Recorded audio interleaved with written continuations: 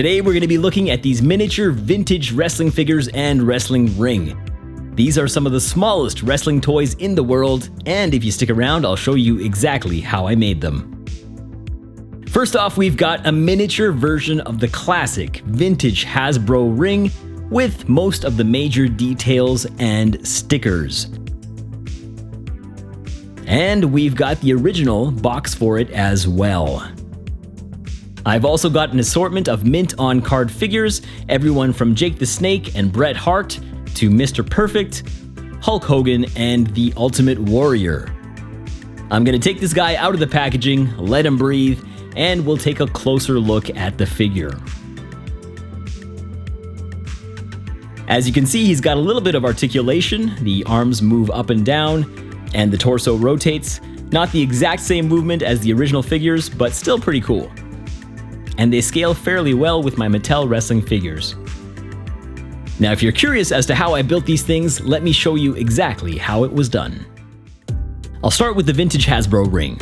The first thing I needed to do was find a 3D model of it. Now, I wasn't able to find the exact ring that I wanted, so I had to download a different one and make some modifications to it.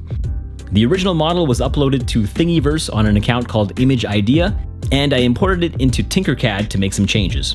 I removed all the lettering from the side of the ring, and then I made some indented columns on the side to replicate the look of the actual vintage Hasbro ring. I also made some steps and tables to attach to the outside.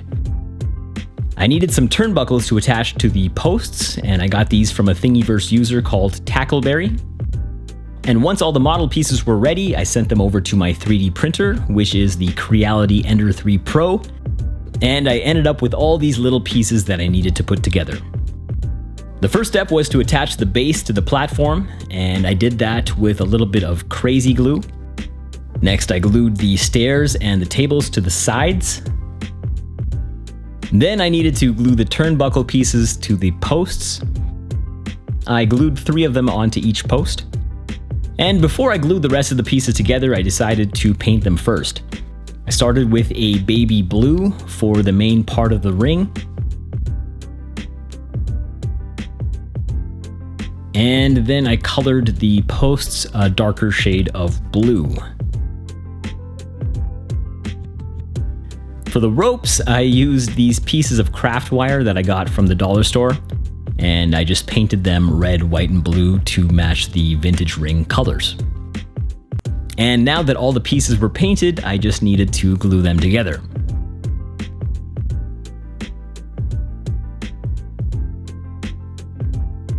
Here I'm sticking the ropes into the corners. They actually slid right in without too much trouble.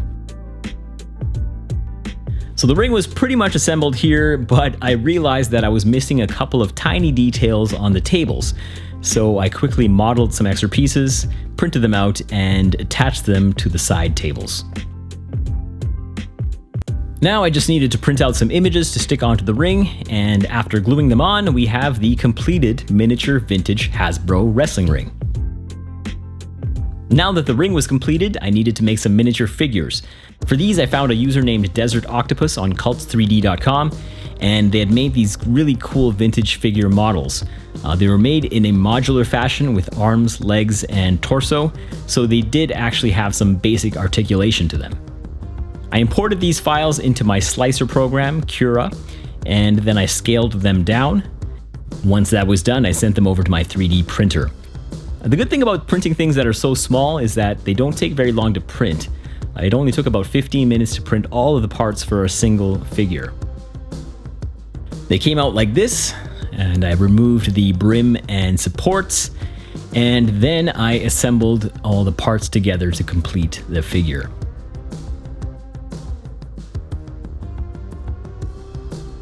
I needed to print them out a few times to get the scale that I was looking for.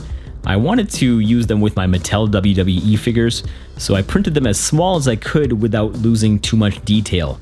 The scale isn't exactly perfect, but it'll work. So I printed a whole bunch of these figures and got them ready for painting. I based the paint jobs on some images of the actual vintage figures that I found online. The painting process was a bit challenging since everything was so tiny.